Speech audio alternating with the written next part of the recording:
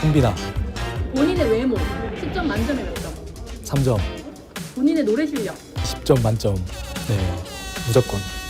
최근 미스터트롯3에서 강력한 우승 후보로 떠오르며 대한민국을 뒤흔들고 있는 손비나는 본명이 손용빈인데 미스터트롯3에 함께 출연한 김용빈과 함께 두용빈, 투용빈이라 불리며 시청자들의 입에 오르내리고 있습니다. 하지만 그 중에서도 가장 강렬한 존재감을 드러낸 것은 단연 손비나인데요. 손비나는 하동 남진이라는 별명을 얻으며 첫 등장부터 압도적인 가창력과 감성으로 모든 이들의 눈과 귀를 사로잡았고 마스터 예심에서 당당히 진을 차지하며 무대를 완전히 집어삼켰지만 여기서 끝이 아니었습니다. 손비나의 노래에는 아무도 상상하지 못한 특별한 비밀이 숨겨져 있었는데 이토록 강렬한 감정을 노래로 풀어낼 수 있는 그 비결은 과연 무엇일까요? 현역 VX는 미스터트롯3에서 새롭게 도입한 시스템으로 그야말로 혁신이었죠. 출연자의 얼굴과 정보를 공개하지 않은 채 오직 노래 실력만으로 평가하는 블라인드 심사 방식인데 오라트를 받는 순간 장막이 걷히고 받지 못하면 노래를 끝까지 불러야만 얼굴이 공개되는 방식이었는데요. 손비나는 바로 이 무대에서 태진아의 가버린 사랑을 선곡했고 아무도 그를 보지 못한 상태에서 흘러나온 목소리는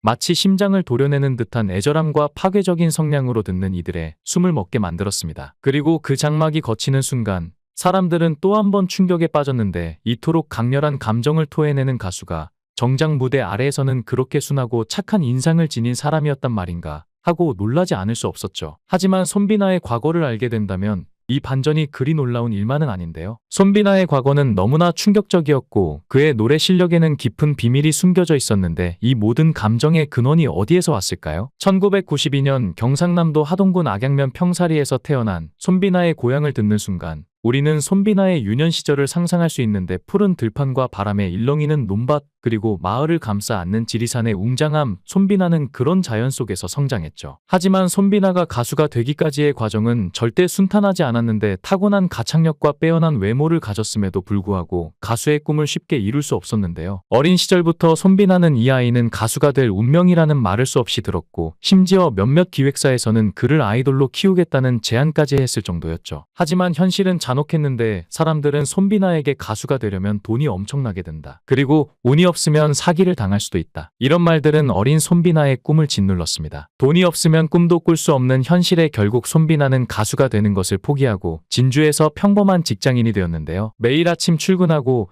퇴근 후에는 친구들과 술 한잔하며 일상의 피로를 달랬고 가끔씩 노래방에서 목이 터져라 노래를 부를 때면 한때의 꿈이 떠올랐지만 그것은 이미 지나가버린 기차처럼 멀어져 가는 것만 같았죠. 하지만 손비나가 노래를 부를 때마다 주변 사람들은 너 아직도 가수할 수 있을 것 같은데? 그런 말들을 웃어넘겼지만 마음 한구석에서는 계속 무언가 꿈틀거렸죠. 그리고 2017년 25살이 되던 해 운명은 손비나를 다시 무대로 불렀습니다. 손비나는 대한민국 청소년 트로트 가요제 경남편에서 우연히 무대에 섰고 그는 박구윤의 뿐이고를 불렀는데 그 노래 한 곡이 운명을 뒤흔들어 놓았죠. 손비나는 관객들의 뜨거운 호응과 함께 대상을 거머쥐었지만 그것은 시작에 불과했습니다. 손비나는 이 한 번에 성공에 안주하지 않았고 그 다음 해 스스로 자신의 음악을 세상에 내놓기 위해 자비를 들여 1집 싱글 앨범 다듬이를 발매했지만 꿈을 이루는 길은 험난했습니다. 하동 지역에서 작은 무대를 전전하며 지역 가수로 활동하던 손비나는 예상치 못한 인연을 만나게 되는데 바로 노규선 대표였죠. 노 대표는 하동의 어느 축제장을 찾았다가 무대 위에서 열창하는 손비나를 보고 그의 목소리에 깊이 빠져들었고 무언가가 심장을 강하게 때리는 듯한 느낌과 함께 이 사람이다라고 확신했습니다. 그래서 그는 곧장 손비나의 아버지를 찾아가 계약을 맺자고 설득했고 결국 손비나는 서울로 상경하게 되었죠. 서울에서의 삶은 마치 전쟁터 같았는데 손비나는 하루도 쉬지 않고 노래 연습을 했고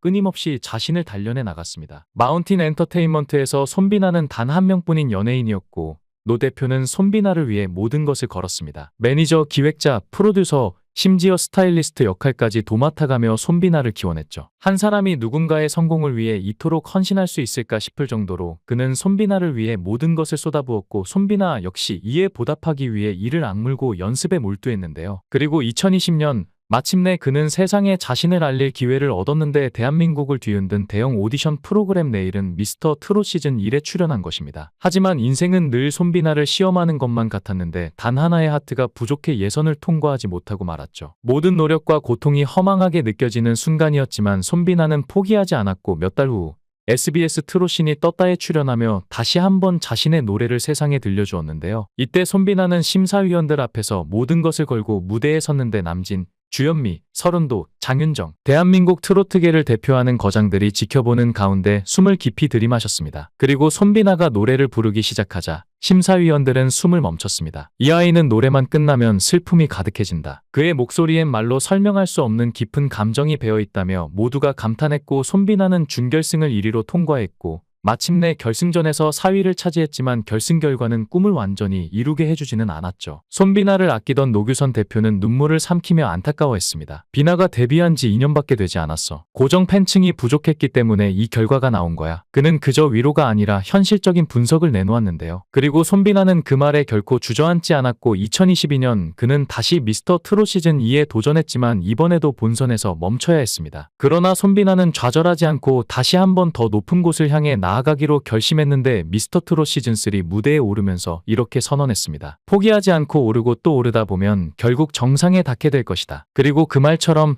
손비나는 무대를 오를 때마다 더욱 강한 실력과 감성을 보여주었죠. 그런데 손비나의 도전 정신은 노래에만 한정되지 않았는데 그는 노규선 대표와 함께 등산 매니아로 유명했으며 극한의 도전 정신을 가지고 있었습니다. 2022년 하동 세계차 엑스포 홍보대사로 임명된 손비나는 단순한 홍보 활동에 그치지 않았는데 엑스포의 성공을 기원하며 백두대간 종주를 결심했습니다. 그리고 2월 6일 대한민국 가수 최초로 백두대간을 완주하는 기록을 세웠죠. 백두대간 한반도의 거대한 척추이자 하늘과 맞닿은 산맥 백두산에서 뻗어나와 남쪽으로 지리산까지 이어지는 이 장대한 산줄기의 길이는 무려 1625km. 남한 구간만 하더라도 690km에 달하는데 이곳을 종주한다는 것은 단순한 산행이 아닌데요. 자신과의 치열한 싸움이며 한 걸음 한 걸음 내디딜 때마다 한계를 시험하는 고행이었죠. 그리고 손비나는 단순히 백두대간 종주뿐만 아니라 대한민국 100대 명산을 모두 정복했는데 그는 단순한 등산 애호가가 아니라 거의 산을 삼킨 인물이라 부를만 했습니다. 그런데 손비나와 함께 산길을 오르며 숨을 나누던 노규선 대표를 보며 손비나에게 이런 질문을 던지는 이들이 있었습니다. 소속사 대표의 강요로 억지로 산을 오르는 것이 아니냐? 이 말이 나오자마자 손비나는 손사래를 치며 웃음을 터뜨리며 말했는데요. 말도 안 돼요. 지리산이 제 고향 뒷산 이에요. 어릴 적부터 수없이 천왕봉을 올랐어요. 산은 저에게 두려움이 아니라 익숙함이에요. 오히려 산에 가면 마음이 편안해지고